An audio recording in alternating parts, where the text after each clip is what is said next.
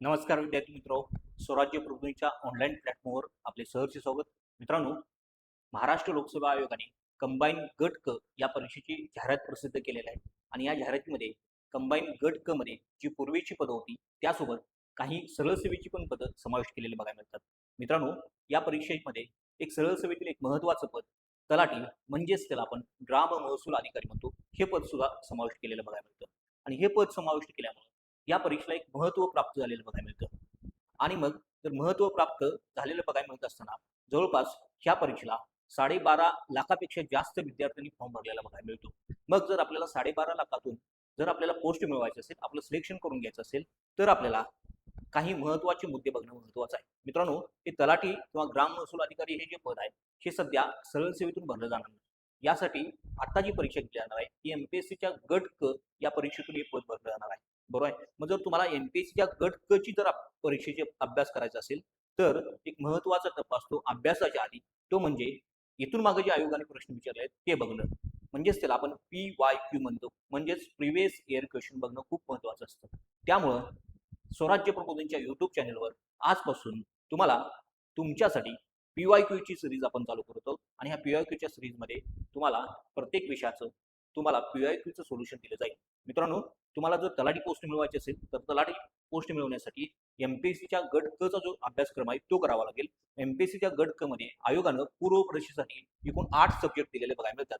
मित्रांनो, मी थोडक्यात तुम्हाला पूर्व परीक्षेचा आराखडा सांगेन आणि मग हे पूर्व परीक्षेचा आराखडा सांगितल्यानंतर आपण एका विषयाच्या आज PYQ संदर्भात चर्चा करणार आहोत. मित्रांनो, जी कंबाईन गट क ची परीक्षा आहे, गट क ची याच्या पूर्व परीक्षेसाठी 8 सब्जेक्ट असणार आहेत. यामध्ये तुमच्याकडे इतिहास असणार आहे, भूगोल असणार आहे, त्यानंतर राज्यशास्त्र असणार आहे,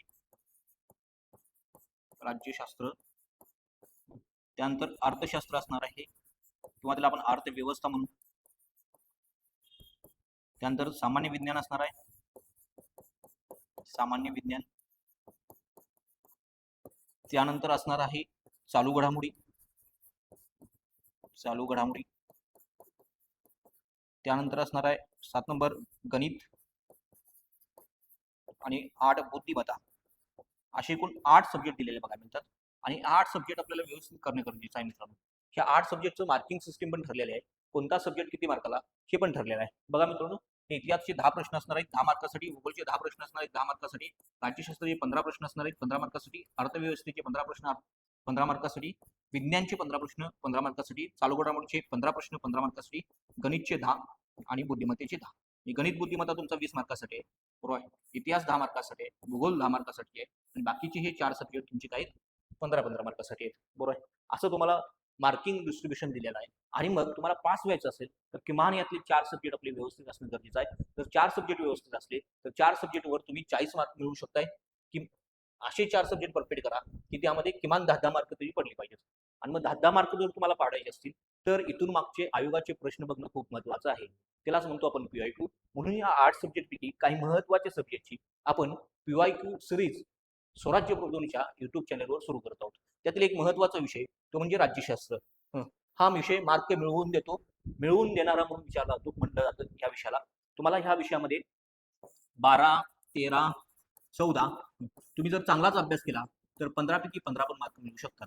बरोबर आहे, मिळू शकतात मित्रांनो. मग जर हे जर मार्क मिळवायचे असेल तर ह्या विषयाचे PYQ बघणं खूप महत्त्वाचं आहे. म्हणजेच इथून मागे जे आयोगाने प्रश्न विचारलेले आहेत ते बघणं खूप महत्त्वाचं आहे. ह्या विषयामध्ये तुम्हाला काही कन्सेप्ट क्लिअर असले, तुमचा काही डाटा पाठ असला, तुम्हाला फॅक्ट्स काही पाठ असले तर 100% 12, 13, 14 मार्क मिळतात. बरोबर आहे. मग ह्यासाठी इथून मागचे जे आयोगाने PYQ विचारले आहेत ते बघणं खूप महत्त्वाचं आहे. त्यासाठी आजपासून आपण YouTube चॅनलवर, स्वराज्य प्रबोधिनीच्या YouTube चॅनलवर PYQ आपण सोल्युशन सिरीज सुरू करत आहोत. या सोल्युशन सिरीजमध्ये PYQ आपण बघू, त्या PYQचं एक्सप्लेनेशन बघू, त्यासोबत त्यामध्ये काही व्हॅल्यू ॲडिशन करता येतं का बघू, म्हणजे काही जास्तीचा डाटा सांगता येतो का बघू आणि त्यानंतर त्याच मुद्द्यावर परत कशा प्रकारे प्रश्न आयोगामार्फत विचारला जातो हे पण आपण डिटेलमध्ये बघू. मित्रांनो, एक PYQ जर आपण बघितला तर एका पीओक्यूतून 4-5 प्रश्न तयार होऊ शकतात. 4-5 प्रश्नाची तयार होऊ शकतो, एखाद्या पूर्ण घटकाची तयारी होऊ शकतो. हे सगळं आपण बघणार आहोत ह्या सिरीजमध्ये. त्यामुळं ही सिरीज जर तुम्ही व्यवस्थित बघितली तर 100% तुमच्या मार्कामध्ये थोडा फरक होत जाईल. ह्या सिरीजमध्ये आपण कंबाईन गट क यासोबतच कंबाईन गट ब ला जे आयोगाने मागील सगळ्या परीक्षेमध्ये जे प्रश्न विचारले ते आपण बघणार आहोत. सध्या आपण 2021 पासून सुरुवात करत आहोत. 2021 पासून 2025 पर्यंत गट क च्या परीक्षा झाल्यात आणि गट ब ची 2021 पासूनचे ते 2026 पर्यंतचे आपण पीओक्यू बघणार आहोत पूर्व परीक्षेचे. सुरुवातीला हे आपण कंप्लीट करून घेऊ आणि त्यानंतर थोडंसं आपण मागे पण जाण्याचा प्रयत्न करू. 21च्या मागे 18 पासूनचे सगळे आपण पीओक्यू बघू. सुरुवात करू आपण 21 पासून. तर आजचा पहिला पेपर आपण बघणार आहोत 2021 चा आणि 21 मध्ये जे आयोगानं जे राज्यशास्त्र या विषयाचे जे काही 10 प्रश्न विचारलेले आहेत ते 10 प्रश्न बघणार आहोत. ते 10 प्रश्न बघायच्या आधी राज्यशास्त्र या विषयाचा नेमका अभ्यास काय आहे हे बघणं महत्वाचं आहे. मित्रांनो, हा जर विषय बघितला तर ह्या विषयामध्ये राज्यशास्त्र एकच शब्द दिलेला आहे. आयोगाने त्याचा अभ्यासक्रम दिलेला नाही. राज्यशास्त्रामध्ये अभ्यास काय करायचा थोडक्यात मी तुम्हाला सांगेन. राज्यशास्त्रामध्ये अभ्यास काय करायचा आणि मग आपण डायरेक्ट पीओक्यू बघणार आहोत. बघा, राज्यशास्त्र आयोगानं तुमच्या सिलेबसमध्ये पूर्व परीक्षा 5 नंबरचा विषय दिला आहे, तो म्हणजे राज्यशास्त्र. आणि मित्रांनो, हे राज्यशास्त्र नाव आयोगानं 2023 पासून दिलेलं आहे. कधीपासून? 2023 पासून. 2023च्या आधी नाव काय होतं? 2023च्या आधी आयोगाचं नाव होतं या विषयाचं नागरिकशास्त्र. नागरिकशास्त्र म्हणजे आयोग तुम्हाला म्हणत होता नागरिकशास्त्र हा तुम्हाला विषय होता इयत्ता 7वी पर्यंत. इयत्ता 7वी पर्यंत तुम्हाला नागरिकशास्त्र होतं. 8वी पासून राज्यशास्त्र होतं. बरोबर. आयोग म्हणत होता तुम्ही नागरिकशास्त्राचा अभ्यास करा. आता म्हणतो थोडंसं डिटेलमध्ये जावा आणि राज्यशास्त्राचा अभ्यास करा. बरोबर. म्हणजे 8वीच्या पुढचा सिलेबस आयोगाने दिला असं आपण म्हणू शकतो आणि 7वी पर्यंत सिलेबस होता म्हणू शकतो. जरी नाव बदललं असलं तरी तुम्हाला प्रश्न विचारण्याचा कन्सेप्ट, प्रश्न विचारण्याचा एरिया बदललेला नाही. मग तुम्हाला ज्यावेळी नागरिकशास्त्र असं नाव होतं त्यावेळी आयोग 3 शब्दामध्ये तुम्हाला सिलेबस दिला होता. मग 3 शब्द काय होते? तर इथं संविधानाचा प्राथमिक अभ्यास होता. संविधानाचा प्राथमिक अभ्यास असा एक शब्द होता. त्यासोबतच राज्य प्रशासन असा एक शब्द होता आणि ग्राम प्रशासन असा एक शब्द होता. या 3 शब्दामध्ये सिलेबस दिला होता आणि या 3 शब्दाच्या सिलेबस आधारावर तुम्हाला 10 प्रश्न विचारले जाते 2022 पर्यंत. बरोबर. आयोगाने जर इथं बघितलं 2023 ला राज्यशास्त्र असं नाव केलेलं आहे, मात्र इथं सिलेबस दिलेला नाही. कोणताही सिलेबस दिलेला नाही. आयोग म्हणतो राज्यशास्त्रामध्ये जे काय येणार आहे हे तुमचं तुम्ही ठरवा आणि मग तुम्ही अभ्यास करा. बरोबर. मग ठरवायचं कसं तर मागचे पीओक्यू बघायचे. आयोगानं मागच्या 2023 पासून 2026 पर्यंत ज्या सगळ्या परीक्षा झाल्या त्या परीक्षेमध्ये जे काही प्रश्न विचारले ते बघणं आणि त्याच्या आधारावर मग काय करणं, अभ्यास करणं. मग जर आपण त्या प्रश्नांचा अनालिसिस केला तर त्या प्रश्नाच्या आधारावर ठरतं आयोगानं ह्यो एरिया सोडलेला नाही. म्हणजे ह्याच 3 मुद्द्यांवर आयोगानं प्रश्न विचारलेले आहेत. संविधानाच्या प्राथमिक अभ्यासमध्ये काय येतं तर संविधानाच्या प्राथमिक अभ्यासमध्ये आयोगाला अपेक्षित आहे तुम्ही संविधानाच्या भाग क्रमांक 4A पर्यंत अभ्यास करणं. काय म्हटलं मी? संविधानाच्या भाग क्रमांक 4A पर्यंत अभ्यास करणं आयोगाला अपेक्षित आहे. मग यामध्ये नेमकं काय येणार आहे? भाग क्रमांक 4A पर्यंत म्हणलंय.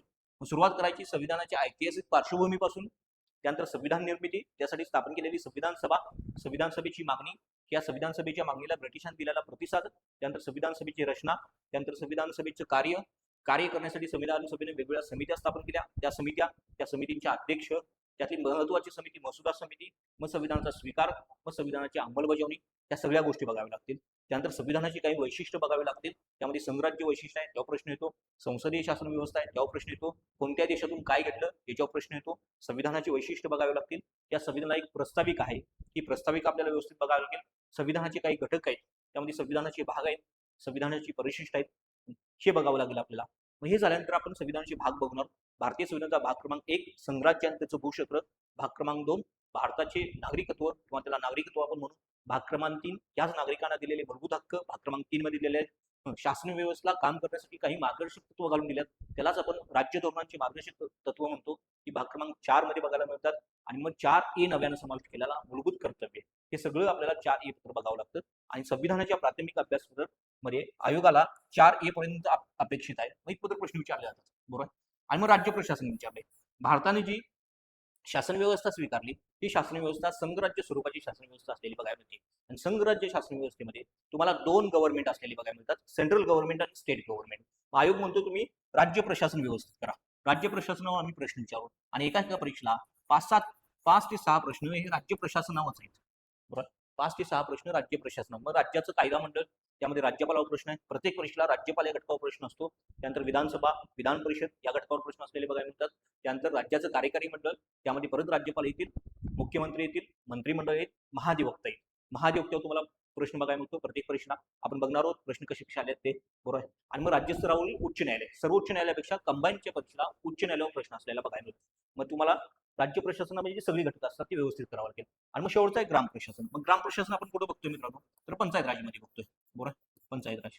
तुमचे जे 15 प्रश्न असणार आहेत पॉलिटीसाठी, या 15 प्रश्नापैकी तुम्हाला 12 ते 13 प्रश्न हे राज्य व्यवस्थेवर असणार आहेत आणि 2 ते 3 प्रश्न तुम्हाला पंचायत राजावर असणार आहे, बरोबर. मग ह्या 2 ते 3 प्रश्नासाठी पूर्ण पंचायत राज करण्याची गरज नाही, कारण आयोगानं जो आधीचा सिलेबस दिलेला त्यामध्ये ग्राम प्रशासन दिलं होतं आणि ग्राम प्रशासनापर्यंतच करणं गरजेचं आहे. मग तुम्हाला पंचायत राज प्रश्न काय होतो, पंचायत राजच्या समित्या विचारल्या जातात, समित्यांवर प्रश्न येतो.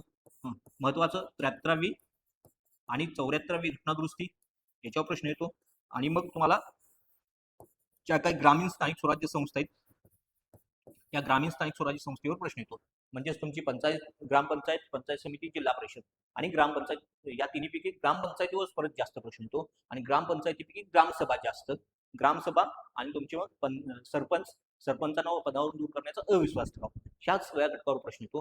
तुम्हाला थोडक्यात समजलं असेल की आपल्याला राज्य व्यवस्था किंवा राज्यशास्त्र या विषयाचा नेमका काय अभ्यास करायचा. संविधानाचा प्राथमिक अभ्यास 4A पर्यंत करणं, राज्य प्रशासन व्यवस्थित करणं आणि ग्राम प्रशासनातून कोणता घटक करणं. 73वी 74व्या घटनादुरुस्ती प्रत्येक परीक्षेला प्रश्न आहे.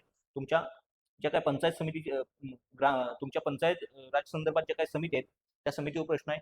तुम्हाला ग्रामीण शासन व्यवस्थेपैकी ग्रामपंचायत, पंचायत समिती, जिल्हा परिषदेवर प्रश्न असलेला बघायला मिळतो. हा एरिया आहे. हा एरिया सोडून आयोग जात नाही, बरोबर आहे. ह्या एरियावर 15 पैकी किमान तुम्हाला 11-12 प्रश्न विचारलेले बघायला मिळतात आणि मग 2 ते 3, 4 कधी हे प्रश्न तुम्हाला बाकीच्या थोडासा एरिया आहे तिथं विचारला जातो. मग त्या एरियामध्ये तुम्हाला संविधानिक आयोग, संविधानिक आयोग किंवा बिगर संविधानिक आयोग किंवा मग तुमचं केंद्र राज्य संबंध एखादा प्रश्न येतो, कार्यालयीन भाषेवर एखादा प्रश्न येतो. मग हे घटक आपल्याला बघायला मिळतं. राष्ट्रपती, उपराष्ट्रपती या घटकावर एक एक थोडेसे प्रश्न आलेले बघायला मिळतात. खरं कोर एरिया हा आहे, हा तुम्हाला अभ्यास करावा लागेल. अंदाज आलेला असेल आपल्याला नेमका काय आपल्याला या विषयाचा अभ्यास करायचा आहे. मग मित्रांनो 2021ला जे काही प्रश्न विचारलेले आहेत ते प्रश्न आपण बघणार आहोत. आपण पेपर घेतलेला आहे महाराष्ट्र गट क, म्हणजे आपण जी परीक्षा देणार आहोत तिचा 2021चा पेपर. 21ला जी परीक्षा 30 एप्रिल 2022ला झाली होती, बरोबर. 21च्या परीक्षेचे आपल्याला प्रश्न बघायचे आहेत क्वालिटी या विषयाचे. बघा मग मित्रांनो नेमके काय प्रश्न आहेत. ह्या विषयाचे प्रश्न प्रश्न क्रमांक 15 पासून सुरू होतील, 16 पासून. बघा, भारताची एकता आणि अखंडतेचे रक्षण करणे आणि ती कायम राखणे हा उल्लेख खालीलपैकी कोठे आहे असं विचारलंय, बरोबर. भारताची एकता आणि अखंडतेचे संरक्षण करणे आणि ती कायम राखणे, मित्रांनो हे आपलं मूलभूत कर्तव्य आहे. भारताची एकता, अखंडता कायम राखणे हे आपलं काय मूलभूत कर्तव्य आहे आणि भारतीय संविधानाच्या मूलभूत कर्तव्यामध्ये हे वर्णन केलेलं आहे. म्हणजेच तुम्हाला सुरुवातीला उत्तर सांगून देतो की मूलभूत कर्तव्यामध्ये वर्णन केलेलं आहे. मित्रांनो पहिलं ऑप्शन आयोगानं सेट केलेलं आहे संविधानाची उद्देश पत्रिका. संविधानाची उद्देश पत्रिका म्हणजे प्रस्ताविका. मित्रांनो हे एकता आणि अखंडता हे शब्द संविधानाच्या उद्देश पत्रिकेमध्ये सुद्धा आहेत, परंतु तिचे संरक्षण करणे आणि ती कायम राखणे हे आपलं मूलभूत कर्तव्य आहे, बरोबर. आणि भारतीय संविधानामध्ये भाग क्रमांक 4A मध्ये तुम्हाला मूलभूत कर्तव्य दिलेले बघायला मिळतात आणि ह्या 4A मधील तुम्हाला तिसरं मूलभूत कर्तव्य हे तुम्हाला भारताची एकता, अखंडता कायम राखणे आणि ते संरक्षण करणे असं बघायला मिळतं. म्हणजे तुझं त्या प्रश्नाचं उत्तर ऑप्शन क्रमांक 4 आहे. भाग क्रमांक 4A मध्ये तुम्हाला मूलभूत कर्तव्य दिलेले बघायला मिळतात. भारतीय संविधानामध्ये भाग क्रमांक 4A हा 42व्या घटनादुरुस्तीने समावेश केला बघायला मिळतो. कोणत्या घटनादुरुस्तीनं? 42व्या घटनादुरुस्तीने. ही 42वी घटनादुरुस्ती 3 जानेवारी 1977ला लागू केलेली बघायला मिळते. तारीख लक्षात ठेवायची मित्रांनो, 3 जानेवारी 1977, बरोबर. हा 3 जानेवारी हा दिवस आपण मूलभूत कर्तव्य दिवस म्हणून साजरा करतो, बरोबर. 42व्या घटनादुरुस्तीनं आणखी एक भारतीय संविधानामध्ये भाग ऍड केला, भाग क्रमांक 14A, त्याला आपण प्रशासकीय न्यायाधिकरण म्हणतो.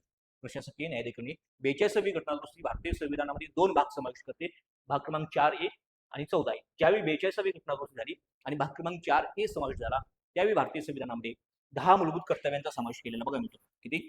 10 मूलभूत कर्तव्यांचा समावेश केलेला बघायला मिळतो. सध्या भारतीय संविधानामध्ये 11 मूलभूत कर्तव्य असलेले बघायला मिळतात. मग आणखी एक मूलभूत कर्तव्य समावेश केलं ते म्हणजे 86व्या घटनादुरुस्तीनं. 86वी घटनादुरुस्ती 2002 नुसार तुम्हाला आणखी एक मूलभूत कर्तव्य समावेश केलेलं बघायला मिळतं. सध्या भारतीय संविधानामध्ये 11 मूलभूत कर्तव्य आहेत. सध्या भारतीय संविधानामध्ये 11 मूलभूत कर्तव्य आहेत. मूलभूत कर्तव्यावर आणखी काय प्रश्न येऊ शकतो? मूलभूत कर्तव्यावर आणखी काय प्रश्न येऊ शकतो? तर मूलभूत कर्तव्यावर तुम्हाला भाग क्रमांक 4 विचारला जातो. त्या संबंधित घटनादुरुस्त्या विचारल्या जातात. 42वी घटनादुरुस्ती, 86वी घटनादुरुस्ती, बरोबर आहे. मूलभूत कर्तव्य तुम्हाला क्रम लावण्यासाठी विचारले जातात. क्रमानं मूलभूत कर्तव्य पाठ पाहिजेत. मित्रांनो, मी हे तिसरं सांगितलं. याच्या आधी जे 2 आहेत, याच्या आधी जे पहिलं तुम्हाला मूलभूत कर्तव्य सांगितलं, यामध्ये राष्ट्रगीत, राष्ट्रध्वज याचा आदर राखणे, संविधानाचा आदर राखणे हे पहिलं मूलभूत कर्तव्य आहे. आणि आपला राष्ट्रीय लढा आहे, या राष्ट्रीय लढ्यामध्ये जे आदर्श होते ते जोपासणे ही दुसरं मूलभूत कर्तव्य आहे. तिसरं हे सांगितले, बरोबर आहे. अशा मूलभूत कर्तव्यांच्या 11 आहेत. की 11 मूलभूत कर्तव्यांचा क्रम आपल्याला पाठ असणं गरजेचं आहे. हा एरिया आहे तुम्हाला मूलभूत कर्तव्यावर प्रश्न विचारण्याचा. इथे दुसरा ऑप्शन सेट केला होता, राज्य धोरणांची मार्गदर्शक तत्वे. हा भारतीय संविधानाचा भाग क्रमांक 4 आहे. राज्य धोरणांची मार्गदर्शक तत्वे कुणासाठी असतात? सरकारसाठी असतात, शासन व्यवस्थे असतात, शासन व्यवस्थेसाठी असतात, राज्य संस्थेसाठी असतात. राज्य संस्थेनं, शासन व्यवस्थेनं त्या राज्य धोरणांच्या मार्गदर्शक तत्वांची अंमलबजावणी करताना किंवा वेगवेगळ्या योजना राबवताना, वेगवेगळी धोरणं ठरवताना त्या राज्य धोरणांच्या मार्गदर्शक तत्वांची अंमलबजावणी करण्याचा प्रयत्न करायचा आहे. ही शासन व्यवस्थेसाठी आणि हे आयर्लंडच्या संविधानातून घेतलेले बघायला मिळतात. कुठून? आयर्लंडच्या संविधानातून, बरोबर आहे. आपण मूलभूत कर्तव्य, ही जी मूलभूत कर्तव्य आहेत, ही मूलभूत कर्तव्य आपण रशियाच्या संविधानातून घेतली होती. आपण रशियाच्या संविधानातून घेतली होती. आयर्लंडच्या संविधानातून काय घेतलेलं आहे? राज्य धोरणांची मार्गदर्शक तत्वे घेतलेले आहेत. भाग क्रमांक 4 घेतलेला आहे. मित्रांनो, या सगळ्यात जास्त प्रश्न आतापर्यंत आले आहेत ते जोड्या लावायचे. कशासाठी? जोड्या लावा. एका साईडला तुम्हाला आर्टिकल दिल्यात, एका साईडला त्या आर्टिकल मधील तरतूद दिलेले आहे आणि मग जोड्या लावा म्हटले. मग तुम्हाला किमान तुम्ही कंबाईनची परीक्षा देताय, याचा अर्थ तुम्हाला कंबाईनची जर परीक्षा द्यायची असेल तर किमान 1 ते 51 आर्टिकल पाठ असणं गरजेचं आहे. 1 ते 51 आर्टिकल जर पाठ असतील तर तुम्हाला किमान 1-2 प्रश्न निवांत निघू शकतात. तुम्हाला मूलभूत मार्गदर्शक तत्वांवर तुम्हाला जास्तीत जास्त प्रश्न जोड्या लावायला बघायला मिळतात. त्यासोबतच मार्गदर्शक तत्वावर झालेल्या टीका, मार्गदर्शक तत्वांमधील झालेल्या घटनादुरुस्त्या, या सगळ्या विषयावर आपल्याला मार्गदर्शक तत्वावर प्रश्न बघायला मिळतात. नेक्स्ट, हा एक ऑप्शन आयोगाने सेट केला होता, मूलभूत अधिकारांचा ऑप्शन. त्याला आपण म्हणतो मूलभूत हक्क. हे मूलभूत हक्क भारतीय संविधानाचा भाग क्रमांक 3 मध्ये आहे, बरोबर आहे. भाग क्रमांक 3, आर्टिकल 12 ते तुम्हाला 35 पर्यंत भाग क्रमांक 3 दिलेला आहे. आणि यापैकी आर्टिकल 14 ते 32 पर्यंत भारतीय नागरिकांना तुम्हाला मूलभूत हक्क दिलेला बघायला मिळतात. 14 ते 32 पर्यंत. हा आपण अमेरिकेच्या संविधानातून घेतलेला आहे. अमेरिकेच्या संविधानातून इथे पण तुम्हाला आर्टिकल पाठ असणं गरजेचं आहे. मूलभूत हक्क हा कन्सेप्टचा भाग आहे. इथे तुम्हाला कन्सेप्ट माहित असणं गरजेचं आहे. कन्सेप्ट डाटा हा माहित असला तर तुम्हाला मूलभूत हक्कावर मार्क मिळू शकतात. आणि पहिला ऑप्शन होता संविधानाची उद्देश पत्रिका. त्याचा आपण प्रस्ताविका म्हणतो. मित्रांनो, मी मग सांगितलं होतं, एकता, अखंडता हे शब्द संविधानाच्या प्रस्ताविकेमध्ये सुद्धा आहेत, बरोबर आहे. भारताची काही उद्दिष्ट सांगितलेले आहेत आणि ह्या उद्दिष्टांमध्ये पहिलं उद्दिष्ट सांगितले न्याय. मग तुम्हाला न्याय कोणते सांगितले आहेत? सामाजिक, आर्थिक आणि राजनैतिक असे न्याय सांगितलेले आहेत. त्यानंतर दुसरं वैशिष्ट्य सांगितले स्वातंत्र्य, तिसरं वैशिष्ट्य सांगितले समानता आणि चौथं वैशिष्ट्य सांगितले बंधुता. बंधुतेमध्ये काय सांगितलंय? जी बंधुता सांगितलेली आहे ती राष्ट्राच्या एकतेची आणि एकात्मतेची बंधुता सांगितली आहे. मग तिथं ते शब्द येतात, राष्ट्राच्या एकतेची किंवा अखंडतेची. एकता, अखंडता किंवा एकात्मता असं म्हटलं जातं त्याला, बरोबर. मग तिथे पण हे शब्द आहेत. तर हे आपलं मूलभूत कर्तव्य आहे. त्यामुळे त्याचं उत्तर पर्याय क्रमांक 4 आहे. हे सगळी आपल्याला माहिती पाहिजे. आणि संविधानाचे जे भाग आहेत, भाग क्रमांक 3, भाग क्रमांक 4 आणि 4A, ह्या 3 भागावर किमान 2 प्रश्न असतात. किमान म्हणलं कमीत कमी. मग ते 3 होऊ शकतात, 4 होऊ शकतात. आणि अलीकडे थोडंसं मिक्सचर करून प्रश्न विचारायला सुरुवात केली. म्हणजे तुम्हाला मूलभूत कर्तव्यातील काही भाग विचारला जातो, टीपीएसपी मधला काही भाग म्हणजे राज्य धोरणाची मार्गदर्शक तत्वे आणि मूलभूत हक्कातला काही भाग, असं तिन्हींचं मिक्सचर करून प्रश्न विचारायला सुरुवात झालेली आहे. मग हे 3 भाग खूप महत्वाचे आहेत. 3 भाग करणं आपल्याला गरजेचे आहेत. चालेल, आपण दुसरा प्रश्न बघू. क्वेश्चन नंबर 17 होता. क्वेश्चन नंबर 17 राज्याच्या महाधिवक्त्या संदर्भात आहे. मी तुम्हाला सांगितलं होतं राज्य प्रशासन महत्वाचं आहे. राज्य प्रशासनावर प्रश्न विचारला जातो आणि राज्य प्रशासनामध्ये महाधिवक्ता या घटकावर प्रश्न विचारलेला बघायला मिळतो, बरोबर. महाअधिवक्ता हा राज्य सरकारचा सर्वोच्च कायदा अधिकारी असतो. राज्य सरकारचा सर्वोच्च कायदा अधिकारी या नात्यानं तो राज्य सरकारला कायदेविषयक सल्ले देत असतो. त्यासोबतच राज्य सरकारच्या विरोधात जे काही खटले असतात, या खटल्यामध्ये राज्य सरकारची बाजू मांडण्याचा महत्वाचं काम हा महाधिवक्ता करत असतो. त्यामुळे महाधिवक्त्यावर तुम्हाला प्रश्न आलेला बघायला मिळतो. बघू आपण प्रश्न काय. उच्च न्यायालयाचा न्यायाधीश म्हणून नियुक्त होण्यासाठी जी अर्हता म्हणजे पात्रता आवश्यक असते, तीच अर्हता त्याच्याजवळ असणं गरजेचं आहे. मित्रांनो, बरोबर आहे. ज्या उच्च न्यायालयाच्या न्यायाधीशाला पात्रता असतात त्याच पात्रता महाधिवक्तेला असतात, बरोबर. त्यामुळे वाक्य पहिलं बरोबर आहे. उच्च न्यायालयाच्या न्यायाधीशास मिळणारे सर्व विशेषाधिकार, सर्व फायदे संरक्षण त्यात मिळतात. उच्च न्यायालयाच्या न्यायाधीशानं म्हणले. मित्रांनो, हे वाक्य चुकीचं आहे. का चुकीचं आहे? कारण राज्य विधिमंडळाच्या सदस्याला, असं पाहिजे शब्द तो, राज्य विधिमंडळ सदस्य, या राज्य विधिमंडळाच्या सदस्याला जे काही विशेष अधिकार मिळतात ते कुणाला? महाधिवक्त्याला उपलब्ध होतात. महाधिवक्त्याला उपलब्ध होतात. आणि हे एका आर्टिकल मध्ये सांगितलंय. मित्रांनो, तो आर्टिकल आहे आर्टिकल क्रमांक 194. आर्टिकल 194 मध्ये सांगितलं. आर्टिकल 194 सांगतं राज्य विधिमंडळाच्या सदस्यांचे विशेषाधिकार, त्यासोबतच महाधिवक्त्याचे विशेषाधिकार. महाधिवक्त्याला विशेषाधिकार कुणाप्रमाणे मिळतात? राज्य विधिमंडळाच्या सदस्यांप्रमाणे मिळतात. तुम्हाला महाधिवक्त्या संदर्भात तुम्हाला 3 आर्टिकल माहित असणं गरजेचं आहे. पहिलं महाधिवक्त्याचं पद आर्टिकल 165 मध्ये सांगितलेलं आहे. त्याचे विशेषाधिकार हे आर्टिकल 194 मध्ये सांगितलेलं आहे. आणि आणखी एक आर्टिकल आपल्याला महत्वाचं लक्षात ठेवणं गरजेचं आहे, ते म्हणजे आर्टिकल 177. आर्टिकल 177 या आर्टिकल 177 मध्ये मंत्री ज्याप्रमाणे संसदेच्या कोणत्याही सभागृहामध्ये बोलू शकतो, तसाच राज्य विधिमंडळाचा मंत्री सुद्धा संसदेच्या कोणत्याही सभागृहांमध्ये किंवा संसदेच्या समितीमध्ये बोलू शकतो किंवा कामकाजामध्ये भाग घेतो. त्यासोबतच तुमचे जे महाधिवक्ता आहेत, हे महाधिवक्ता राज्य विधिमंडळाच्या कोणत्याही सभागृहात बोलू शकतात, कामकाजामध्ये भाग घेऊ शकतात, परंतु मतदान करू शकत नाहीत. असा अधिकार मंत्र्यांप्रमाणेच आर्टिकल 177 मध्ये महाधिवक्त्याला दिलेला बघायला मिळतो. ही 3 आर्टिकल आहेत, ही 3 कलम आहेत, ही महाधिवक्त्या संदर्भात माहित असणं गरजेचं आहे. बरोबर. त्यामुळे चुकलेलं आहे. तर राज्य विधिमंडळाच्या सदस्यांप्रमाणे त्यांना विशेष अधिकार आहेत असं पाहिजे होतं. बरोबर. उच्च न्यायालयाचा न्यायाधीशास मिळणारे मानधन त्याला मिळते. मुळात महाधिवक्त्याचं मानधन संविधानामध्ये सांगितलेलं नाही. महाधिवक्त्याचं मानधन हे संविधानामध्ये सांगितलेलं नाही. महाधिवक्त्याचं मानधन कोण ठरवतं? तो राज्यपाल ठरवतो. कोण ठरवतं? राज्यपाल ठरवतात. हा शब्द मित्रांनो महत्वाचा आहे, कारण तिथे राज्य विधिमंडळाच्या कायद्याने महाधिवक्त्याचे मानधन ठरवून जातं. वाक्य चुकीचं आहे. बरोबर. महाधिवक्त्याचं मानधन कोण ठरवतं? राज्यपाल ठरवतो. त्यामुळे हे पण वाक्य चुकीचं आहे. आणि त्याचा कार्यकाळ 5 वर्ष किंवा वयाची 62 वर्ष पूर्ण होईपर्यंत असतो. हे पण वाक्य चुकीचं आहे मित्रांनो. कार्यकाळ पण त्याचा निश्चित सांगितलेला नाही. कार्यकाळ निश्चित नाही. आपण म्हणले मुख्यमंत्री आणि मंत्रिमंडळाची मर्जी असेपर्यंत महाधिवक्ता आपल्या पदावर राहतो, म्हणजे त्या कार्यकाळ निश्चित नसतो. बरोबर. मुख्यमंत्री मंत्रिमंडळाने सांगितलं राज्यपालांना त्यांना पदावर दूर काढा, तर काढलं जातं, कारण त्यांची नेमणूक महाधिवक्त्याची नेमणूक ही मुख्यमंत्री आणि मंत्रिमंडळाच्या सल्ल्यानंच केली जाते. जर तुमचं मुख्यमंत्री मंत्रिमंडळ बदललं तर महाधिवक्ता पण बदलू शकतो, असा राजकीय संकेत असलेला आपल्याला बघायला मिळतं. त्यामुळे त्याचा कार्यकाळ निश्चित नाही, म्हणजे हे पण चुकलेलं आहे. आयोगाने विचारलेलं आहे बरोबर विधान ओळखा. बरोबर फक्त ई असणार आहे, म्हणजे तुम्हाला ऑप्शन नंबर 1 त्याचं उत्तर असणार आहे. बरोबर. अशा प्रकारे अनालिसिस झालं पाहिजे. आणि महाधिवक्ता हा तुमच्या राज्य प्रशासनाचा भाग आहे, आणि त्यामुळे महाधिवक्त्यावर प्रश्न आलेला बघायला मिळतो. नेक्स्ट बघा, पुढचा प्रश्न क्वेश्चन नंबर 18 आहे. बरोबर. हा प्रश्न तुम्हाला पंचायत राजच्या संदर्भात असलेला बघायला मिळतो. आणि पंचायत राजमध्ये मगाशी मी सांगितलं होतं समित्यांवर प्रश्न येतात. बरोबर. 73व्या घटनादुरुस्तीवर प्रश्न येतो, 74व्या घटनादुरुस्तीवर प्रश्न येतो, तुम्हाला ग्रामपंचायतीवर होतो, ग्रामपंचायतीपैकी ग्रामसभेवर येतो, सरपंच या गोष्टीवर प्रश्न येतो. बरोबर. म्हणजे तुम्हाला महाराष्ट्र शासनाने ज्या काही समित्या स्थापन केलेल्या त्या संदर्भात प्रश्न विचारलाय. खालपैकी कोणत्या समितीने म्हणले? बरोबर.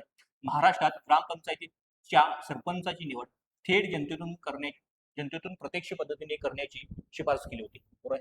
आपल्याला सरपंच निवड होते, सरपंच निवड प्रत्यक्ष जनतेतून किंवा थेट जनतेतून करण्याची शिफारस कोणत्या समितीने केली असा प्रश्न आहे. मित्रांनो, याच्या मागं थोडंसं जनतेतून न करण्याऐवजी अप्रत्यक्षपणे केली जात होती.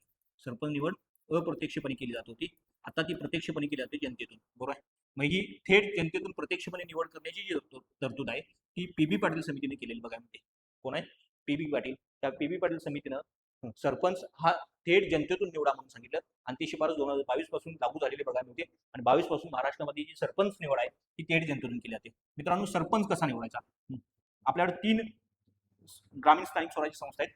त्याचे जे काही लोकनियुक्त प्रमुख असतात, ते लोकनियुक्त प्रमुख कशी निवडले जातात हे थोडक्यात मी तुम्हाला एक्सप्लेन करेन. बघा, आपल्याला संस्था समजल्या पाहिजेत. या ग्रामीण भागातील तुमच्याकडे जिल्हा परिषद आहे, जिल्हा परिषद, त्यानंतर पंचायत समिती आहे, पंचायत समिती, आणि मग तुमची गाव स्तरावर जी आपण ग्रामीण स्थानिक स्वराज्य संस्था स्थापन केली तिला आपण ग्रामपंचायत म्हणतो.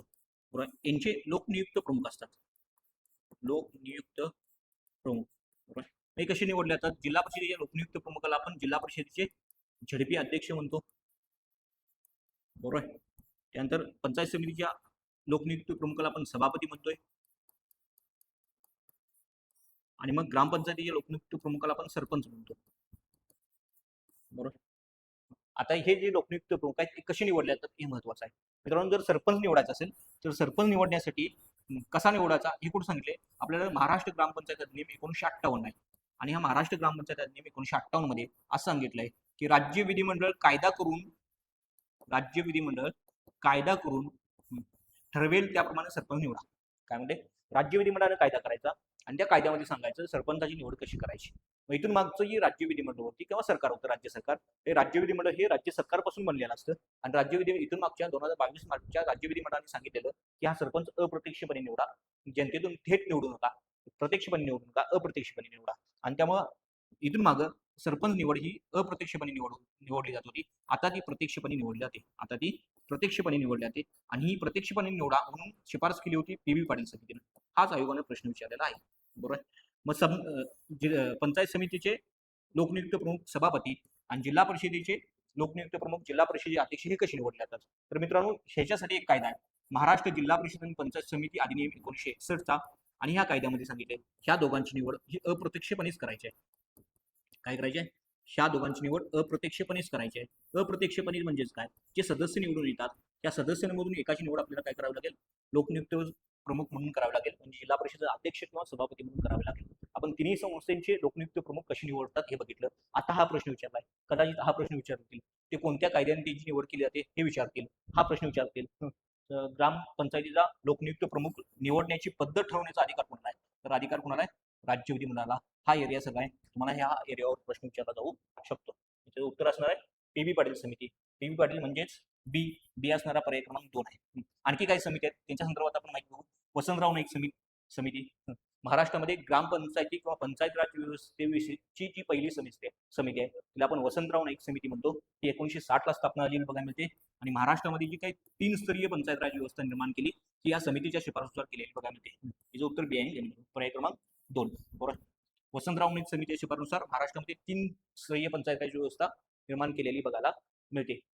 देशामध्ये बळवंतराय मेहता समिती नेमली होती आणि बळवंतराय मेहता समितीनं भारतासाठी 3 स्तरीय पंचायत राज व्यवस्था निर्माण करा म्हणून सांगितलं. आणि त्या बळवंतराय मेहता समितीने ज्या काही शिफारशी केल्या होत्या त्या शिफारशींचा अभ्यास करण्यासाठी महाराष्ट्र सरकारने एक समिती नेमली, ती म्हणजे वसंतराव नाईक समिती. ही वसंतराव नाईक समितीनं महाराष्ट्रामध्ये 3 स्तरीय पंचायत राज व्यवस्था सांगितली.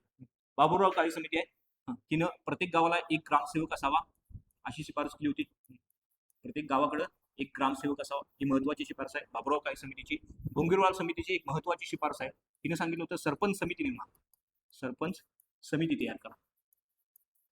पंचायत समितीच्या अंडर सरपंच समिती तयार करा. म्हणजे आपल्याला तालुका स्तरावर पंचायत समिती असते, त्याच्यामध्ये काय करा? सरपंच समिती तयार करा. बाबुराव काळे समिती डोंगरवाल समितीच्या शिफारसीनुसार तुम्हाला सरपंच समिती स्थापना करण्यात येते. त्यासोबतच जिल्हा परिषदेच्या अंतर्गत दुग्ध व्यवसाय समिती स्थापन करा, पशुसंवर्धन आणि दुग्ध व्यवसाय समिती स्थापन करा, अशा शिफारसी तुम्हाला बोंगीरवाल समितीने केलेल्या बघायला मिळतात. त्या सगळ्या समित्या महत्वाच्या आहेत. या चारही पण समित्या महाराष्ट्र सरकारच्या आहेत. अशा समित्या भारत सरकारनं स्थापन केलेल्या आहेत. बरोबर. त्या समितीने प्रश्न येतो, त्यामुळे समित्या करून जाणं महत्वाचं आहे. नेक्स्ट पुढचा क्वेश्चन आपण बघणार आहोत मित्रांनो. उच्च न्यायालयाच्या संदर्भात प्रश्न आहे. मी मगाशी एक्सप्लेनेशन करताना सांगितलं होतं, सिलेबस एक्सप्लेन करताना सांगितलं होतं तुम्हाला उच्च न्यायालयावर प्रश्न येणार, कारण ते राज्य प्रशासनामध्ये तुम्हाला उच्च न्यायालयावर प्रश्न आलेला बघायला मिळतो. उच्च न्यायालय कोणत्या कलमाअंतर्गत विशेष आदेश जारी करतं? विशेष आदेश म्हणजे याला आपण प्राधिलेख म्हणतो. काय म्हणतो? प्राधिलेख. प्राधिलेख किंवा तिला आपण रिट्स म्हणतो. तुम्ही ते इंग्लिशमध्ये वाचलं की समजेल. रिट्स किंवा तिला आपण काय म्हणतो? प्राधिलेख म्हणतो. बरोबर. आदेश, विशेष आदेश किंवा प्राधिलेख किंवा तिला रिट्स म्हटलं जातं. बरोबर. हे रिट्स कशासाठी काढले जातात? तर भारतीय संविधानाच्या भाग क्रमांक 3 मध्ये जे काही मूलभूत हक्क दिलेले आहेत त्या मूलभूत हक्कांच्या संरक्षणासाठी हे प्राधिलेख काढतात. भारतीय संविधानाचं कलम क्रमांक 32 नुसार मूलभूत हक्कांचं संरक्षण करण्यासाठी सुप्रीम कोर्ट काय करू शकतं? प्राधिलेख काढू शकतं. आणि कलम क्रमांक 226 नुसार मूलभूत हक्क आणि एखादा इतर हक्क याचं संरक्षण करण्यासाठी उच्च न्यायालय काय करू शकतं? प्राधिलेख काढू शकतं. आर्टिकल 226 आहे मित्रांनो. पर्याय क्रमांक 4 इज उत्तर येणार. पर्याय क्रमांक 4 इज उत्तर येणार आहे. बरोबर. आर्टिकल 213 मध्ये काय सांगितलंय? तर आर्टिकल 213 मध्ये राज्यपालांचा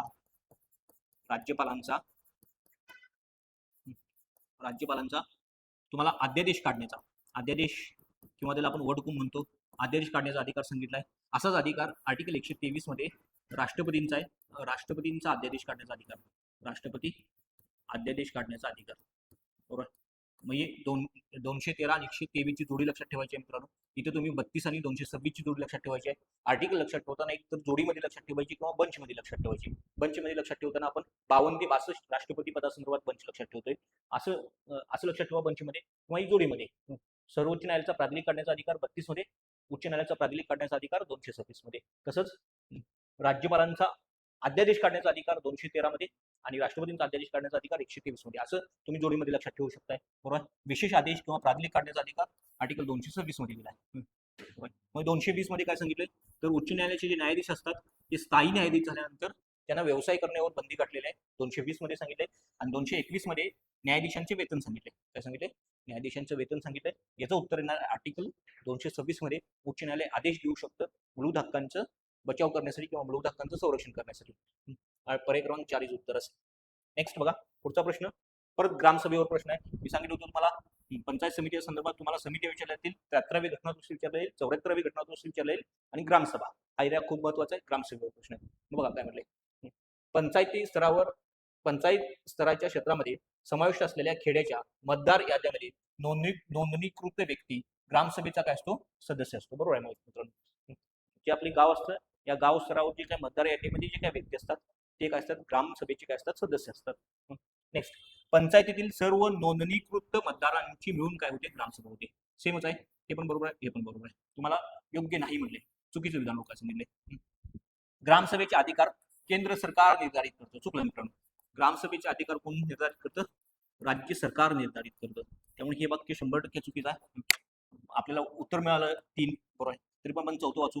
त्याची ग्राम पातळीवरील अधिकार आणि कार्य राज्य पातळीवर राज्य विधिमंडळासारखे असतात. मित्रांनो राज्य विधिमंडळाचं काम आहे राज्यासाठी कायदे तयार करण्याचं. बरोबर मग यांच्यासारखे असतील का ग्राम पातळीवरील त्यांचे अधिकार म्हणजे ग्रामसभेचे अधिकार हे राज्य विधिमंडळासारखे असतील का तर 100% नसणार आहे. हे पण चुकीचं आहे. म्हणजे 2 चुकीचे आहेत. मग आता पर्याय कसा निवडायचा तर मित्रांनो हा प्रश्न आयोगानं हॅशटॅग केलेला आहे म्हणजेच कॅन्सल केलेला आहे. कारण याच्यामध्ये 2 उत्तर निघतात आणि त्यामुळे हा प्रश्न आयोगाने कॅन्सल केलेला बघायला मिळतो. ग्रामसभा महत्वाची आहे. भारतीय संविधानाचं कलम क्रमांक 243A ग्रामसभेला संविधानिक दर्जा आहे ग्रामसभेला घटनात्मक दर्जा आहे. आर्टिकल लक्षात ठेवायचं आर्टिकल 243A आणि ग्रामसभेवर काय प्रश्न येऊ शकतो तर ग्रामसभेची गणसंख्या विचारली जाते. गणसंख्या म्हणजे ग्रामसभा चालू करण्यासाठी कमीत कमी किती सदस्य उपस्थित असणे गरजेचं आहे. ग्रामसभेची गणसंख्या किती आहे गावच्या मतदार संख्येच्या 15% किंवा 100 यापैकी जे कमी असेल ते यापैकी जे काय कमी असेल ते बरोबर. ही काय असणार आहे या दोन्हीपैकी जी कमी संख्या आहे ती गावच्या ग्रामसभेची गणसंख्या असेल. तुम्हाला सांगितले वर्षातून किमान 4 ग्रामसभा घ्या. बरोबर जास्तीत जास्त तुम्ही किती पण घेऊ शकता. ग्रामसभेच्या आधी महिला ग्रामसभा घेणं गरजेचं असतं. बरोबर हे सगळं आपल्याला ग्रामसभेच्या संदर्भात माहिती असणं गरजेचं आहे. आर्टिकल लक्षात ठेवायचं आर्टिकल 243 आयोगानं आर्टिकल सुद्धा विचारलेलं आहे. नेक्स्ट पुढचा प्रश्न आहे खालीपैकी कोणते कलम केंद्र सरकारकडून राज्यांना येणाऱ्या मदत आणि अनुदानाशी संदर्भात आहे. त्या संदर्भात मदत आणि अनुदानाच्या संदर्भात आहे असा प्रश्न विचारलेला आहे. बरोबर हा प्रश्न जातो मित्रांनो मगाशी मी तुम्हाला सांगितलं शो एरिया सोडून बाकीकडे केंद्र राज्य संबंधावर प्रश्न जाऊ शकतो. केंद्र राज्य संबंधावर प्रश्न असलेला बघायला मिळतो. मग मदत आणि अनुदान कुठे सांगितलं आहे तर आर्टिकल 280 मध्ये तुम्हाला वित्त आयोग सांगितलं केंद्रीय वित्त आयोग. त्यामुळे हे तर येणार नाही. आर्टिकल 265 मध्ये तुम्हाला कायद्याच्या प्राधिकरणाशिवाय कायद्यानं तुम्हाला कर लावता येईल. बरोबर कर लावायचा असेल तर तो कायदा करूनच लावता येईल. बरोबर आर्टिकल 270 मध्ये केंद्र सरकारनं जमा करायची कर आणि राज्य सरकारनं जमा करायची कर यातली करांची विभागणी केलेली बघायला मिळते. आणि मग तुमचं उत्तर आहे आर्टिकल 275. बरोबर काय म्हणले केंद्र सरकारकडून राज्यांना येणारी मदत आणि अनुदान हे आर्टिकल 275 मध्ये सांगितलेले बघायला मिळतात. केंद्र राज्य संबंध या केंद्र राज्य संबंधामधील वित्तीय संबंधावर प्रश्न आलेला बघायला मिळतो. केंद्र राज्य संबंधावर आयोग कायदेविषयक संबंधावर प्रश्न विचारतो. अलीकडे आयोगानं प्रशासकीय संबंधावर प्रश्न विचारलेला बघायला मिळतो. मागचीच कंबाईन गट ब ची पूर्व परीक्षा यामध्ये प्रशासकीय संबंधातील एका साईडला आर्टिकल दिल्यात एका साईडला त्यातील तरतूद दिल्यात जोडे लावा म्हणले. आणि मग इथं प्रश्न विचारलाय तो आर्थिक संबंधावर विचारलाय. हा तुमच्या भारतीय संविधानाचा भाग क्रमांक 12 मध्ये प्रश्न असलेला बघायला मिळतो. आर्थिक संबंधावर प्रश्न असलेला बघायला मिळतो. नेक्स्ट पुढचा प्रश्न 22 प्रश्न हा 22वा प्रश्न त्यावेळीच्या चालू घडामोडीच्या संदर्भात आहे त्यामुळे हा पण स्किप करू. चालू घडामोडीच्या सेक्शन मध्ये विचारायला पाहिजे होता तो पॉलिटीच्या सेक्शन मध्ये विचारलाय. पुढचा प्रश्न आहे पुढीलपैकी कोणते विधान सत्य नाही म्हणले. सत्य नाही म्हणजे चुकीचे वाचो पण भारतीय राज्यघटनेच्या अंमलबजावणीची तारीख 26 नोव्हेंबर 1949 आहे. बेसिक प्रश्न आहे. तुम्हाला भारतीय संविधानाची अंमलबजावणी कधी झाली माहित पाहिजे. भारतीय संविधानाचा स्वीकार कधी झाला माहित पाहिजे. भारतीय संविधानाचा स्वीकार झालेली इथं तारीख दिली आहे. स्वीकार झालाय 26 नोव्हेंबर 1949 आणि त्याची अंमलबजावणीची तारीख आहे 26 जानेवारी 1950. आणि हाच दिवस आपण काय करतोय प्रजासत्ताक दिवस साजरा करतो. प्रजासत्ताक दिवस म्हणून साजरा करतोय. गणतंत्र दिवस म्हणून साजरा करतोय. आणि हा जो 26 नोव्हेंबर आहे हा 26 नोव्हेंबर आपण संविधान दिवस म्हणून साजरा करतोय. संविधान दिवस म्हणून साजरा करतोय. आणि हा संविधान दिवस 2015 पासून साजरा करतोय. कधीपासून 2015 पासून साजरा करतोय. त्यामुळे पहिलेच वाक्य चुकीचं आहे. त्यामुळे तुम्हाला उत्तर मिळालं. पर्याय क्रमांक 1 उत्तर आहे. खालचे पण वाक्य वाचू आपण. 42व्या घटनादुरुस्तीनं धर्मनिरपेक्ष हा शब्द जोडण्यात आला. हा धर्मनिरपेक्ष शब्द प्रस्ताविकेमध्ये टाकला. 42व्या घटनादुरुस्तीने प्रस्ताविकेमध्ये तुम्हाला घटनादुरुस्ती केलेली बघायला मिळते 42व्या घटनादुरुस्तीनं. याच्या आधी एक खटला आला होता केशवानंद भारती खटला. त्या केशवानंद भारती खटल्यामध्ये सांगितलं की प्रस्ताविकेमध्ये घटनादुरुस्ती करता येते का, तर प्रस्ताविकेमध्ये घटनादुरुस्ती करता येते, परंतु प्रस्ताविकेचं बेसिक चौकट बदलायची नाही आणि मग तुम्ही घटनादुरुस्ती करू शकता असा निर्णय दिला. आणि मग 42व्या घटनादुरुस्तीनं प्रस्ताविकेमध्ये तुम्हाला 3 शब्द टाकलेले बघायला मिळतात. समाजवाद, धर्मनिरपेक्ष आणि एकात्मता किंवा त्याला आपण अखंडता म्हणतो. असे 3 शब्द प्रस्ताविकेमध्ये टाकलेले बघायला मिळतात. आणि प्रस्ताविकेमध्ये झालेली एकमेव घटनादुरुस्ती 42व्या घटनादुरुस्ती धर्मनिरपेक्ष शब्द जोडण्यात आलेला आहे. वाक्य बरोबर आहे. 42व्या घटनादुरुस्ती 1976 मध्ये करण्यात आली. बरोबर आहे. आणि त्याची अंमलबजावणी मगाशी मी सांगितली होती 3 जानेवारी 1977. बरोबर. त्या दिवशी तुम्हाला 42व्या घटनादुरुस्तीची अंमलबजावणी झालेली बघायला मिळते. भारतीय राज्यघटनेतील सामाजिक, आर्थिक, राजनैतिक किंवा राजकीय न्याय हे रशियाच्या संविधान राज्यघटनेतून घेण्यात आलेले आहेत. हे पण वाक्य बरोबर आहे. म्हणजे खालचे 3 बरोबर आहेत. तिचं पर्याय क्रमांक 1 उत्तर 1. संविधान सभेवर प्रश्न आहे. संविधान सभेच्या संदर्भात ज्या गोष्टी आहेत त्यावर प्रश्न विचारला बघायला मिळतो. पहिलं वाक्य संविधान सभेवर आहे, दुसरं प्रस्ताविकेवर आहे, तिसरं 42व्या घटनादुरुस्तीने काय केलं, परत प्रस्ताविकेवर. म्हणजे थोडंसं मिक्सचर करून प्रश्न विचारलेला बघायला मिळतो. नेक्स्ट बघा 24वा प्रश्न आहे. खालील विधाने लक्षात घ्या म्हणले आणि मग काय विचारलं, बिनचूक. बिनचूक म्हणजे बरोबर. बिनचूक म्हणजे चूक नाही काय, बरोबर आपल्याला ओळखायचं आहे. कलम 3 नुसार संसद राज्यामधून भूप्रदेश अलग करून नवीन राज्य निर्माण करू शकते. नवीन राज्य निर्माण करण्याचा अधिकार, एका राज्यातून दुसरं राज्य निर्माण करण्याचा अधिकार संसदेला आहे आणि या संसदेला भारतीय संविधानाच्या कलम क्रमांक 3 नुसार अधिकार दिला म्हणतो. कलम 3 नुसार अधिकार दिल्यानं म्हणतो. वाक्य बरोबर आहे. संसद राज्याच्या सीमा किंवा नाव बदलू शकतो. बरोबर आहे. हे पण सांगितलंय कलम 3 मध्येच. कलम 3 मध्येच. नवीन राज्य निर्मिती संदर्भात विधेयक जे मांडायचं आहे ते राष्ट्रपतींच्या पूर्वसंमतीनं मांडणं आवश्यक आहे. वाक्य बरोबर आहे. आपण ती प्रोसेस थोडक्यात बघू. पहिल्यांदा आपण उत्तराबद्दल पोहोचू, नंतर ती प्रोसेस काय आहे ती बघू. आर्टिकल 3 मध्ये सांगितलेली. असे विधेयक सादर करत असताना संबंधित राज्य विधिमंडळाने दिलेला सल्ला किंवा दिलेलं मत बरोबर स्वीकारणं बंधनकारक असते. मित्रांनो, कोणत्याही प्रश्नामध्ये कोणत्याही वाक्यामध्ये शेवटचा शब्द व्यवस्थित वाचणं गरजेचं आहे. बंधनकारक नसते. काय नसतं, जे काही राज्य विधिमंडळाने दिलेला निर्णय, राज्य विधिमंडळाने दिलेला सल्ला आहे तो संसदेने किंवा राष्ट्रपतींना स्वीकारणं बंधनकारक नसतं. त्यामुळे तुम्हाला उत्तर कळालं, डी चुकीचं आहे, बाकी सगळी बरोबर आहेत. तुम्हाला बिनचूक ओळखा सांगितल्यात. उत्तर असं पाहिजे ए बी सी. बरोबर. ए बी सी बघा, इथे ए बी आहे, इथे ए बी डी आहे, ए बी सी. पर्याय क्रमांक 3 त्याचं उत्तर असणार आहे. बिनचूक म्हणजेच तुम्हाला बरोबर ओळखा सांगितलेली. मित्रांनो, कलम क्रमांक 3 काय आहे आता चर्चेमध्ये आहे. केरळचं नाव बदललेलं बघायला मिळतं.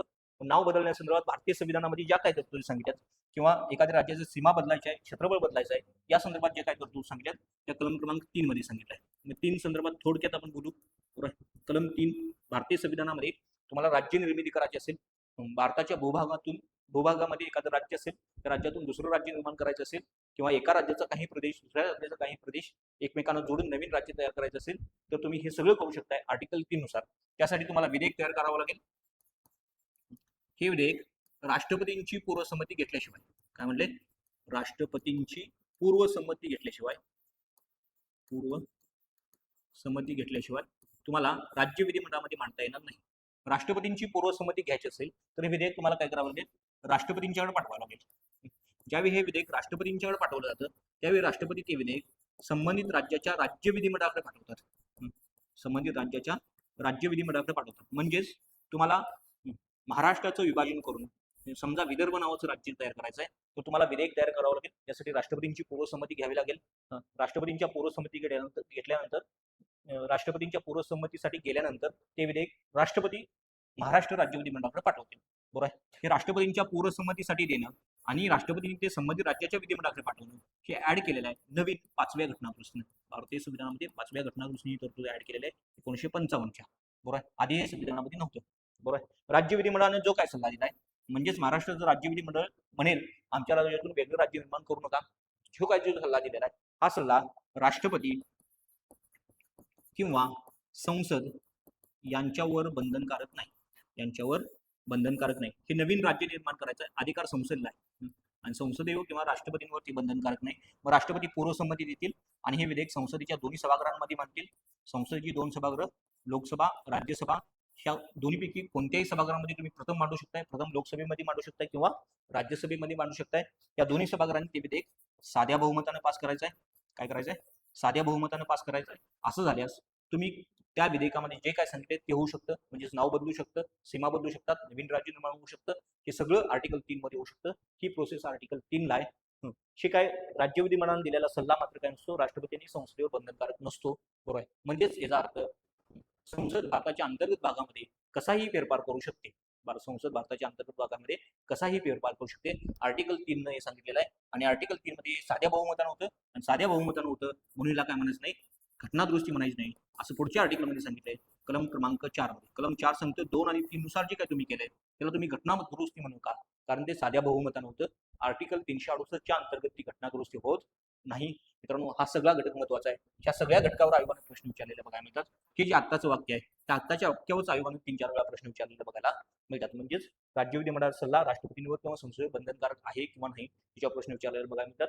ते विधेयक राष्ट्रपतींच्या सहमतीनेच मांडायचं आहे, आणि सहमतीने मांडायचं आणि राष्ट्रपतींनी ते राज्य विधिमंडळाच्या सहमतीसाठी पाठवायचं. हे 5व्या घटनादुरुस्ती झालं. बरोबर. आर्टिकल 3 मध्ये एखाद्या राज्याचा भूभाग कमी करून ते दुसऱ्या राज्याला देणं ही तरतूद येत नाही. आर्टिकल 3 मध्ये एखाद्या राज्याचा भूभाग कमी करून दुसऱ्या राज्याला देणं ही तरतूद येत नाही. मित्रांनो, कलम 3 मध्ये 2 गोष्टी येत नाहीत, त्या लक्षात ठेवायच्या. कलम 3 मध्ये काय येत नाहीत, 2 गोष्टी येत नाहीत म्हणतो मी, येत नाहीत. बरोबर. मग कोणत्या 2 गोष्टी येत नाहीत, तर पहिली गोष्ट येणार नाही, एखाद्या राज्याचे क्षेत्र कमी करून काय करायचं आहे, ते दुसऱ्या देशाला द्यायचं, दुसऱ्या देशाला देणे ही गोष्ट काय येत नाही, आर्टिकल 3 मध्ये येत नाही.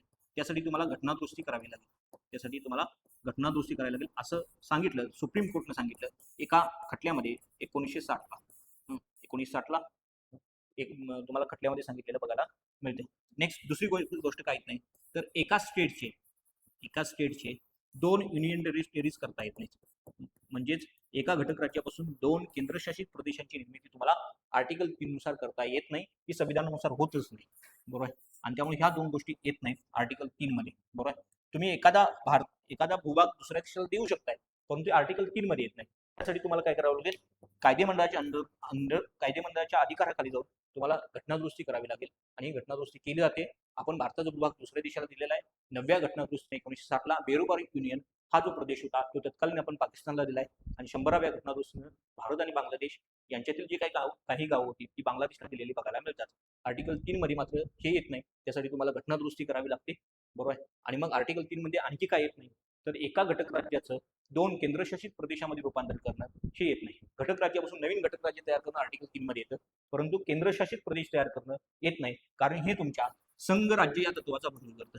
काय करतंय, संघ राज्य या तत्वाचा भंग करतं. संघ राज्य तत्वामध्ये तुमच्याकडे संघ शासन म्हणजेच केंद्र शासन असणं गरजेचं आहे, आणि राज्य शासन असणं गरजेचं आहे. मग तुम्ही जर एका घटक राज्याचे युनियन टेरिटरीज म्हणजेच केंद्रशासित प्रदेश तयार करत असणार, तर राज्य ही संकल्पना राहत नाही, राज्य ही संकल्पनाचा नष्ट होऊ शकतो, आणि त्यामुळं आर्टिकल 3 ह्याला परमिशन देत नाही. आर्टिकल 3 ह्याला परमिशन देत नाही. आर्टिकल 3 वरती प्रश्न होता.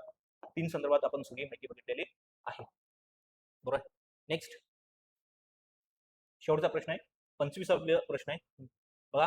खालील विधान विचारात घ्या म्हणले, मुख्यमंत्र्यांच्या व्यतिरिक्त म्हणले राज्याच्या मंत्रिमंडळात एकूण सदस्य संख्या राज्याच्या विधानसभेच्या एकूण 15% पेक्षा जास्त असता कामा नये. बरोबर आहे. मित्रांनो, एक शब्द चुकवलाय, क्वालिटीमध्ये एक जरी शब्द चुकला तरी तुमची वाक्य चुकू शकतात, उत्तर चुकू शकतं. त्यामुळे इथं मुख्यमंत्र्यांसहित पाहिजे होतं. काय पाहिजे होतं, मुख्यमंत्र्यांसहित. बरोबर. मुख्यमंत्र्यांसहित राज्याचे जे मंत्रिमंडळ आहे ते राज्याच्या विधानसभेच्या 15% पेक्षा जास्त नसावं अशी तरतूद आहे. म्हणजे तुम्हाला मॅक्झिमम किती सांगितले, बघा मॅक्झिमम संख्या सांगितलेली आहे, ही मॅक्झिमम संख्या विधानसभेच्या 15% पेक्षा जास्त नसावी म्हणजे, आणि यात मुख्यमंत्र्यांसहित आहे, मुख्यमंत्र्यां व्यतिरिक्त शब्द टाकलाय, त्यामुळे वाक्य चुकीचं आहे. बरोबर. मुख्यमंत्र्यांच्या व्यतिरिक्त राज्याचं मंत्रिमंडळ एकूण सदस्यसंख्येच्या 12 पेक्षा कमी असणार नाही, ते पण वाक्य चुकीचं आहे, कारण मुख्यमंत्र्यांसहित पाहिजे होतं, ते मुख्यमंत्र्यांसहित पाहिजे होतं. हे दोन्ही पण चुकल्यात. बरोबर. हे दोन्ही पण चुकल्यात. तुम्हाला काय विचारलंय, बरोबर किंवा चुकीचं ओळखा सांगितले, दोन्ही पण चूक आहे, दोन्ही विधानी चूक असं तिचं उत्तर येणार आहे. हे सगळं कुठं सांगितलंय, तर एका घटनादुरुस्तीनं मंत्रिमंडळाच्या सदस्यसंख्येवर मर्यादा घातलेली आहे. एका घटनादुरुस्तीनं मंत्रिमंडळाच्या सदस्यसंख्येवर मर्यादा घातलेली आहे. ती घटनादुरुस्ती थोडक्यात बघू आपण, आणि मग थांबू आजच्या लेक्चरमध्ये. बघा मग ती घटनादुरुस्ती थोडक्यात बघू. ती घटनादुरुस्ती आहे ती म्हणजे 91वी घटनादुरुस्ती. कितवी घटनादुरुस्ती, 91वी घटनादुरुस्ती 2003. बघा मग घटनादुरुस्ती 91व्या घटनादुरुस्तीने काय सांगितलेलं आहे, तर 91व्या घटनादुरुस्ती टायटल लक्षात ठेवायचं, मंत्रिमंडळाच्या सदस्य संख्येवर सदस्य संख्येवर संख्येवर मर्यादा घालणारी घटनादुरुस्ती मर्यादा बरोबर. मंत्रिमंडळाच्या सदस्य संख्येवर मर्यादा घालणारी घटनादुरुस्ती म्हणजेच 91 घटनादुरुस्ती. मग केंद्रीय मंत्रिमंडळ केंद्रीय मंत्रिमंडळ या केंद्रीय मंत्रिमंडळामध्ये मॅक्झिमम किती सदस्य असतील आणि मिनिमम किती सदस्य असतील हे सांगितलं. केंद्रीय मंत्रिमंडळामध्ये पंतप्रधानांसहित पीएम सहित जे काय मंत्रिमंडळ असणार आहे हे मंत्रिमंडळ लोकसभेच्या 15% पेक्षा जास्त नसावे. म्हणजे लोकसभेच्या 15% पेक्षा जास्त नसावे. मिनिमम किती असेल तर मिनिममची संख्या काय सांगितलेली नाही. केंद्रीय मंत्रिमंडळामध्ये जर दोघं असतील तर चालतात, काय अडचण नाही. संविधानिक दृष्ट्या मिनिमम किती असं सांगितलेलं नाही. मात्र केंद्राचं मंत्रिमंडळ हे 15% पेक्षा जास्त नसावं. बरोबर आहे. कुणाच्या मंडळी लोकसभेच्या, हा लोकसभा शब्द महत्वाचा आहे. इथं संसद येतं, इथं राज्यसभा येऊ शकतं, तर लोकसभा महत्वाचं आहे. लोकसभेची सदस्य संख्या 552 आहे. 552 जर 15% तुम्ही काढलं तर केंद्रीय मंत्रिमंडळामध्ये जास्तीत जास्त 83 सदस्य असू शकतात. केंद्रीय मंत्रिमंडळामध्ये जास्तीत जास्त 83 सदस्य असू शकतात. राज्याचं मंत्रिमंडळ सांगितलंय मुख्यमंत्र्यांसहित हे राज्याच्या विधानसभेच्या सदस्य संख्येच्या 15% पेक्षा जास्त नसावी. मग महाराष्ट्र संदर्भात आपण बघू. महाराष्ट्राच्या विधानसभेची सदस्य संख्या आहे 288. त्या 288 जर आपण 15% काढलं तर इथं ते 43. महाराष्ट्राच्या मंत्रिमंडळामध्ये जास्तीत जास्त 43 मंत्री असू शकतात. किती असू शकतात? जास्तीत जास्त 43 असू शकतात. कमीत कमी किती असू शकतात हे पण सांगितले. राज्याच्या मंत्रिमंडळामध्ये कमीत कमी किती असू शकतात हे सांगितले. केंद्रीय मंत्रिमंडळामध्ये सांगितलेलं नाही. कमीत कमी 12 असू शकतात. मुख्यमंत्र्यांसहित कमीत कमी किती असू शकतात? 12 असू शकतात. म्हणजे 12ला काही राज्य अपवाद आहेत. जम्मू काश्मीर नावाचं राज्य अपवाद आहे, दिल्ली नावाचं राज्य अपवाद आहे. बरोबर. इथली जी काय मंत्रिमंडळ असेल ते यांच्या विधानसभेच्या 10% असेल असं म्हणून सांगितलंय. म्हणजे दोन अपवाद लक्षात ठेवायचे. कमीत कमी 12 असू शकतात. बरोबर आहे. आणि राज्याचं मंत्रिमंडळ हे राज्याच्या विधानसभेच्या, इथं पण राज्य विधिमंडळ येऊ शकतो किंवा विधान परिषद येऊ शकतो. त्यामुळे विधानसभा हे शब्द महत्वाचे. तेव्हा पॉलिटीमध्ये काही की शब्द की वर्ड असणं माहिती असणं गरजेचं आहे. इथं लोकसभा आहे, इथं विधानसभा आहे, इथं मुख्यमंत्र्यांसहित असे शब्द असणे गरजेचं आहे. आणि ही सगळी तरतूद 91व्या घटनादुरुस्तीनं तुम्हाला संविधानामध्ये केलेली बघायला मिळते. आणि संविधानाच्या तुम्हाला आर्टिकल 75(1)A मध्ये तुम्हाला हे सांगितलंय, केंद्रीय मंत्रिमंडळ तुम्हाला लोकसभेच्या 15% पेक्षा जास्त नसावं. राज्यामध्ये आर्टिकल 164(1)A मध्ये ही तरतूद सांगितलेली बघायला मिळते. राज्याचं मंत्रिमंडळ राज्याच्या विधानसभेच्या सदस्य संख्येच्या 15% पेक्षा जास्त नसावी. 2 आर्टिकल लक्षात ठेवणं गरजेचं आहे. इथं तुम्हाला मंत्रिमंडळाच्या सदस्य संख्येवर प्रश्न आहे. ही घटनादुरुस्ती विचारली जाऊ शकते, ती परत आर्टिकल विचारली जाऊ शकतात. 75(1)A 164(1)A. बरोबर. अशा प्रकारे तुमचे पॉलिटीचे प्रश्न होते. अशा प्रकारचे 10 प्रश्न पॉलिटीचे होते. 10 प्रश्न आपण बघितलेले आहेत. अशाच प्रकारे तुम्हाला जर प्रश्नांचं अनालिसिस करायचं असेल, प्रश्नांचं अनालिसिस बघायचं असेल तर 100% तुम्ही स्वराज्य पुकुनीच्या YouTube चॅनलवर बघा. तुमची पॉलिटी या विषयाची 100% तयारी चांगली होईल. त्यासोबत तुमचा पॉलिटी या विषयासंदर्भातचा कॉन्फिडन्स वाढेल. असेच वेगवेगळ्या विषयांच्या आपण इथून पुढे बघणार आहोत. आजच्या पुरते या ठिकाणी थांबू. धन्यवाद मित्रांनो.